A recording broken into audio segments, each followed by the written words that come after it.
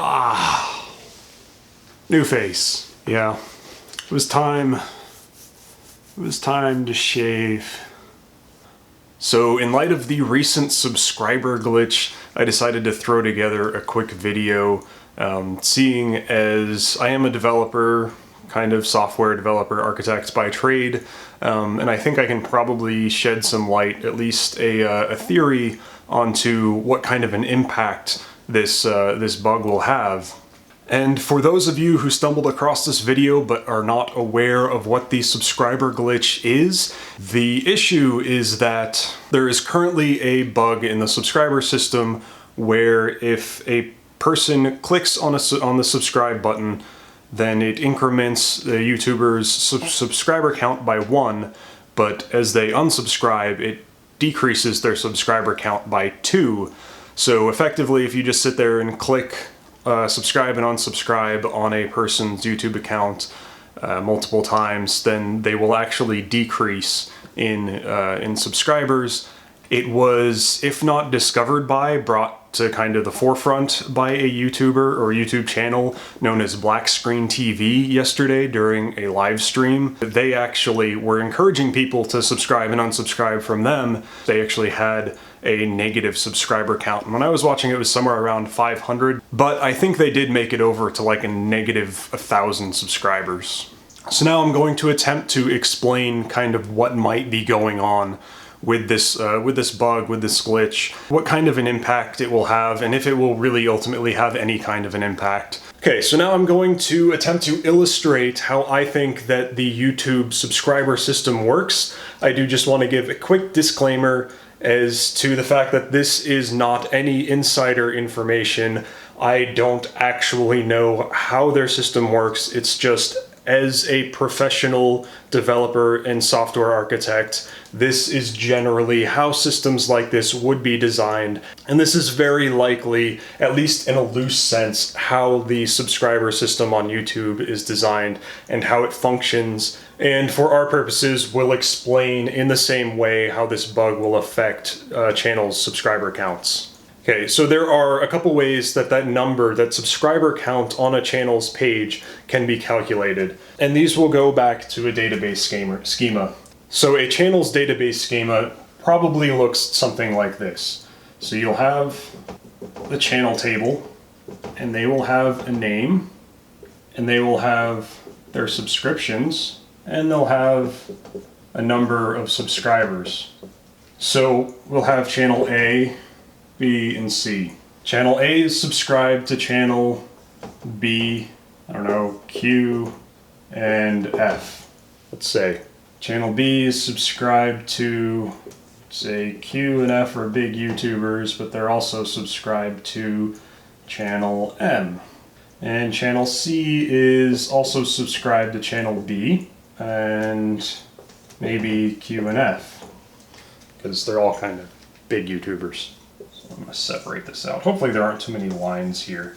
So let's imagine this is a YouTube page, and this is B's page. So the first way is that it could go through every entry in the database and say, okay, I found a subscription to B, that's 1. No subscription, found a subscription to B, that's 2.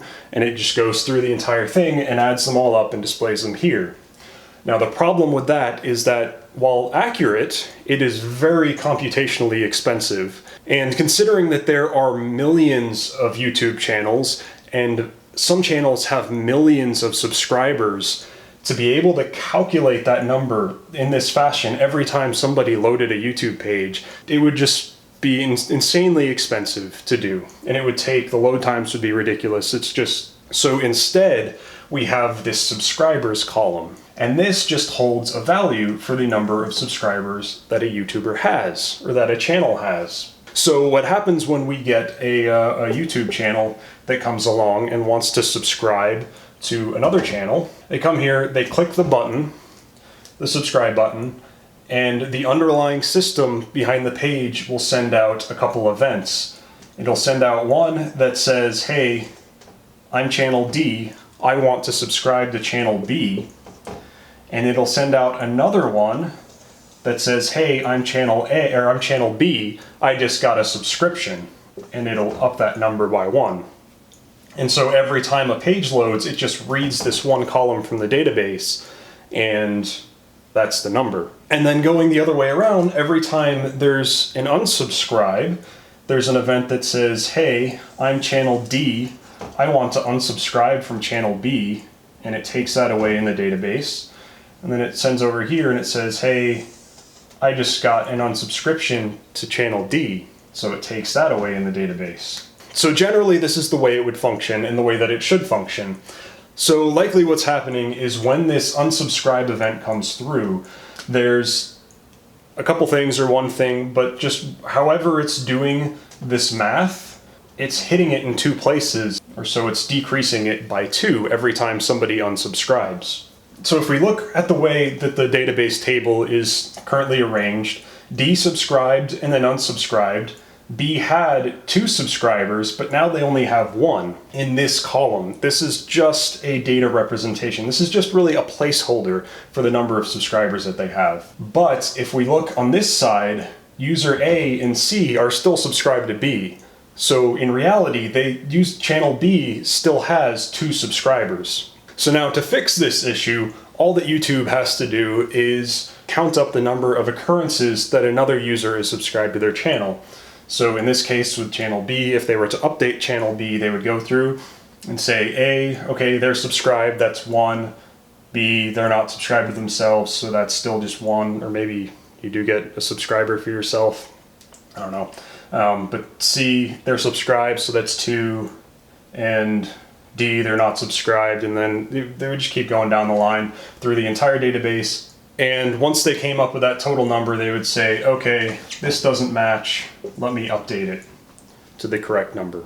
All right, so I hope that makes sense. I hope I did a good enough job of explaining everything. There is a possibility that this is not how it works at all, but just from a general programmer / architect, software architecture standpoint, this is likely what's going on. It's just that one number in the database that they use to look up that's being affected. The actual number, the actual people who are subscribed to a channel is probably not being affected at all. So once they fix that subscriber count bug, probably what they'll do is they'll just have a process go through in the background and just crunch through, do that computationally expensive method of actually looking up and adding all the people that are subscribed to a channel and using that to refresh that, that count. So anyway guys, yes, this is a big bug, but as you can see, it's likely not really that big of an issue, at least from a developer standpoint. From a back-end system standpoint, this isn't a huge deal. It'll cost them a little bit of resources. They'll probably lose some money. Somebody's getting in trouble because that should have been caught in QA.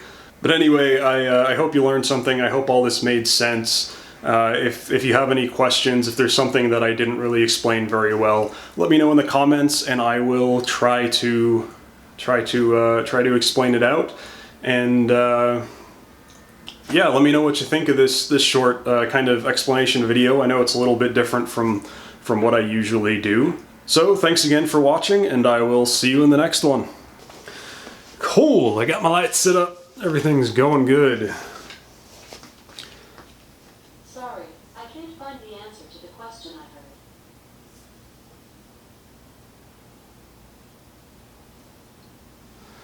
Thing just fucking turns on for no reason sometimes.